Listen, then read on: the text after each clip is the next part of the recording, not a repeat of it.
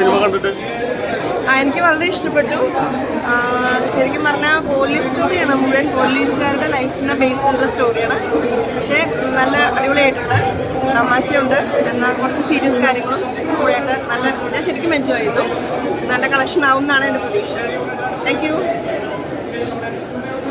തുണ്ട് സിനിമ ബിജു മേനോന്റെ നല്ലൊരു കോമഡി പടം. അതായത് ഇപ്പൊ സമീപകാലത്തല്ല, ബിജു മേനോന്റെ സിനിമ ഇറങ്ങിയിട്ട് വെള്ളിമുങ്ങ, ആ ഒരു ലെവല് വല്ല പടം. പക്ഷെ വെള്ളിമുങ്ങയിൽ അത്ര കോമഡി കാര്യങ്ങളൊന്നും ഇതിലില്ല, എന്നാലും ആ ഒരു ലെവല് വരും. പിന്നെ ആക്ടിങ് ആക്ടിംഗ് വൈസ് നോക്കുകയാണെങ്കിൽ ബിജു മേനോൻ തന്നെ ലീഡ് ചെയ്തിട്ടുണ്ട്. ബിജു മേനോനെ പോലെ തന്നെ ഷൈൻ ടോജൊക്കെ നല്ല രീതിയിൽ ചെയ്തിട്ടുണ്ട്. ഷൈൻ ടോജൊക്കെ ഇപ്പം അടുത്തിറങ്ങിയുള്ള പടങ്ങളിൽ നിന്ന് വ്യത്യസ്തമായ ഒരു സീരിയസ് റോളാണ് ഇതിൽ വന്നിരിക്കുന്നത്.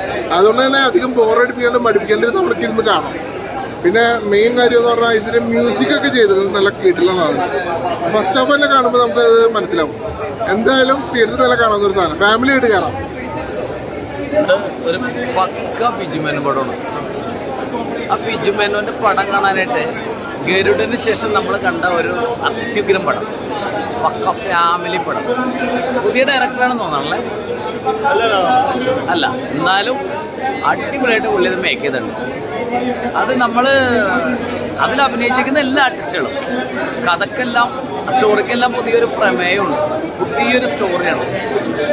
നല്ല ഒരു അച്ചടക്കത്തോടുകൂടി എന്താ വിജയനെ നമുക്ക് ഒരു കാരണവശാലും ഒഴിവാക്കാൻ പറ്റും. പിന്നെ അതിൻ്റെ അകത്ത് പറയേണ്ട, അതായത് നമ്മൾ ശരിക്കും രജിസ്റ്റർ ചെയ്യുന്നൊരു ക്യാരക്ടറാണ് നമ്മുടെ ബൈജു ചേട്ടൻ്റെ. ആ ബൈജു ചേട്ടൻ്റെ എൻട്രി തന്നെ ഒരു പക്കയാണ്, അടിപൊളിയാണ്. ബൈജു ചേട്ടൻ ഇഷ്ടപ്പെടുന്ന ആൾക്കാർ ഒരു ചെറിയ സീനുള്ളെങ്കിൽ പോലും ഭയങ്കരമായിട്ട് പുള്ളി ഹൈലൈറ്റ് ചെയ്ത ആ ഡയറക്ടർ അത് എടുത്തിട്ടുണ്ട്. നല്ല ഒതുക്കമുള്ള സ്ക്രിപ്റ്റ്, പക്ക ഫാമിലി എൻ്റർടൈനറാണ്. എല്ലാ കുടുംബക്കാർക്കും, കുടുംബ പ്രേക്ഷകർക്കും നല്ല സന്തോഷമായിട്ട് വന്നിരുന്ന് കണ്ട് ആസ്വദിച്ച് പോകാൻ പറ്റുന്ന പക്ക പടം. റാഫി പുള്ളിയൊക്കെ നല്ല അടിപൊളിയായിട്ട് നല്ല പക്കയായിട്ട് അതിനകത്ത് നല്ല ഗുഡ് ക്യാരക്ടറാണ്. റാഫി സാറിന് കിട്ടിയേക്കുന്ന ക്യാരക്ടറിന് നല്ല അടിപൊളി ക്യാരക്ടറാണ്.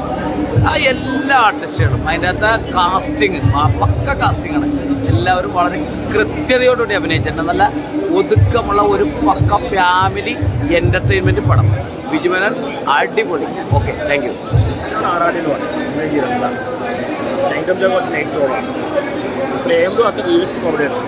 ഭയങ്കര ഹിറ്റായി ഓടുന്നു. ഇത് കുറച്ച് റിയലിസ്റ്റിക് കോമഡിയാണ്. എല്ലാം കൊണ്ട് നല്ല എൻ്റർടൈൻമെൻറ്റ്.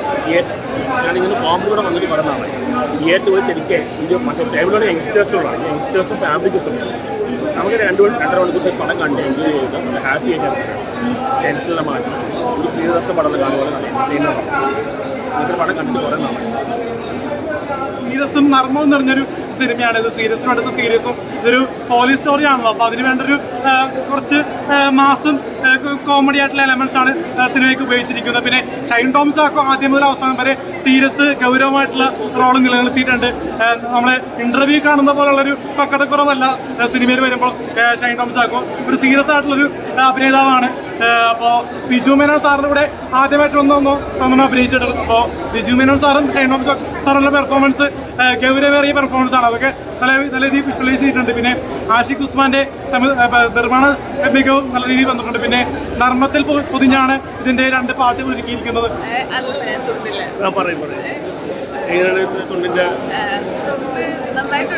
എൻ്റെ പേര് അല്ലല്ല, ഇതിന് മുമ്പേ ചെയ്തിട്ടുണ്ട്, വർക്ക് ചെയ്തിട്ടുണ്ട്.